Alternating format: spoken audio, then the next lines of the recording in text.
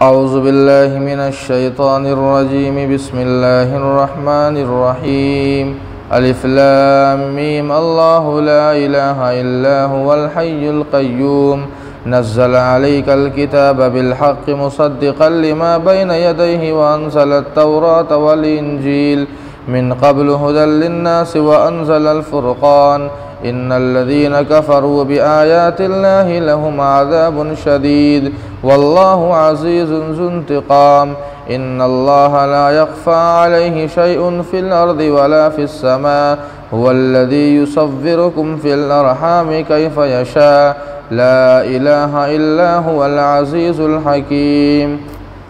अलिफ लाम मीम। अल्लाह के सिवा कोई माबूद नहीं जो ज़िंदा जावेद है और कायनात के नज़्म को थामे हुए हैं। अल्लाह ही ने आप पर सच्ची किताब नाजिल फरमाई है जो पहले की नाजिल शुदा किताबों की तस्दीक करती है।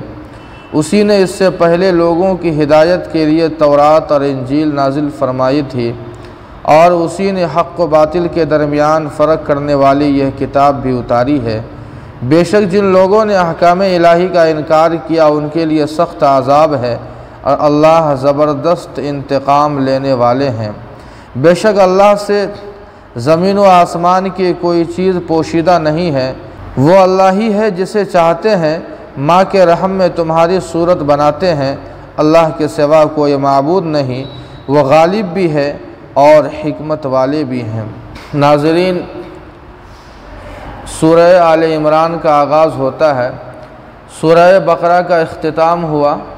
सूरह आले इमरान कुरान पाक की ये तीसरी सूरह है और ये मुत्तफ़क़ तौर पर यह मदनी सूरह है और इसमें बइत्तिफ़ाक़ 200 आयात है। आयात के ताल्लुक़ से कोई इख्तिलाफ़ नहीं है। इस सूरह का नाम सूरह आले इमरान इसलिए रखा गया इसलिए कि इस सूरह के अंदर अल्लाह ताला ने हज़रत मरियम की विलादत का तज़किरा फ़रमाया है जो इमरान की औलाद है, इसीलिए इस सूरह का नाम आले इमरान रखा गया है।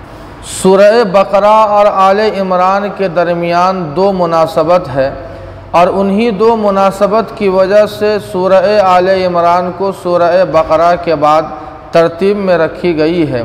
पहली वजह तो ये है कि जिस तरह सूरह बकरा के अंदर एक नबी की विलादत का तज़किरा है हज़रत आदम अलैहिस्सलातु वस्सलाम, इसी तरह सूरह आले इमरान के अंदर भी अल्लाह ताला ने एक नबी हज़रत ईसा अलैहिस्सलातु वस्सलाम की विलादत का तज़किरा फ़रमाया है।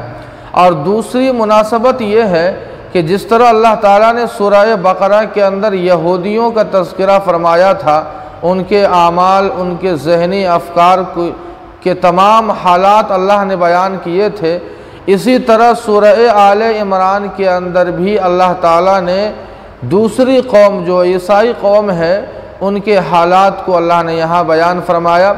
इसीलिए सूरह बकरा और सूरह आले इमरान के दरमियान ये दोनों मुनासबत है। सूरह आले इमरान की तकरीबन शुरू की जो आयात है इसके शान नुज़ूल में मुफस्सिरीन ने लिखा है कि ये दरअसल वफ़द नजरान के मुताल्लिक़ नाजिल हुई है। चूँकि नजरान से ईसाइयों का एक वफ़द अल्लाह के नबी की खिदमत में हाज़िर हुआ, तकरीबन 60 आदमी थे और अपनी कौम के सब सरगना थे, सरदार थे। अल्लाह के नबी से मुनाजरा किया, कई उमूर पर अल्लाह के नबी से मुबाहसा किया और कई दिन तक वो क़याम किया उन्होंने, लेकिन अल्लाह के नबी ने तमाम बातों का जवाब दलील की रोशनी में अल्लाह के नबी ने दिया, लेकिन वो मानने को तैयार नहीं थे। ये सन 9 हिजरी का वाक़या है। चूँकि ईसाइयों के अक़ाइद इस्लाम के अक़ाइद से मुख्तलिफ है, वो हज़रत ईसा को अल्लाह का बेटा मानते हैं, इसीलिए उन्होंने अल्लाह के नबी से मुबाहसा किया और अल्लाह के नबी ने उनके सवालों का जवाब भी दिया, लेकिन वो अपने इनाद पर, अपनी हर धर्मी पर वो अड़े रहे। यहाँ ईसाइयों से खिताब है और हज़रत ईसा के ताल्लुक़ से इनका जो अक़ीदा है वो ये है कि ये हज़रत ईसा अल्लाह के बेटे हैं, जबकि हकीकत ये है कि हज़रत ईसा अल्लाह के बेटे नहीं है बल्कि वह अल्लाह के नबी और रसूल है। अल्लाह ताला ने उसी की तरदीद बयान फरमाई कि जिस तरह आम बच्चों की विलादत होती है इसी तरह हज़रत ईसा की विलादत भी हुई, लिहाजा तुम हज़रत ईसा के ताल्लुक़ से गलत गुमान में न रहो कि वह अल्लाह के बेटे हैं। अल्लाह ने उसकी तरदीद की है, हुवल्लज़ी युसव्विरुकुम फ़िल अरहामि कैफ़ यशा ला इलाहा इल्ला हुवल अज़ीज़ुल हकीम। अल्लाह फरमाते हैं कि अल्लाह बड़े ज़बरदस्त और गालिब है। इससे भी उनकी अकायद की तरदीद हुई है कि अल्लाह इतने कवी और ताकतवर है, असबाब के मोहताज नहीं है। अल्लाह ताला बिन बाप के भी औलाद पैदा करने और देने पर कादिर है। उनकी अकायद की तरदीद यहाँ अल्लाह ताला ने फरमाई है। अल्लाह पाक हम सबों को कामिल अक़ीदे वाला और कामिल और मुकम्मल ईमान वाला बनाए। वमा अलैना इल्लल बला।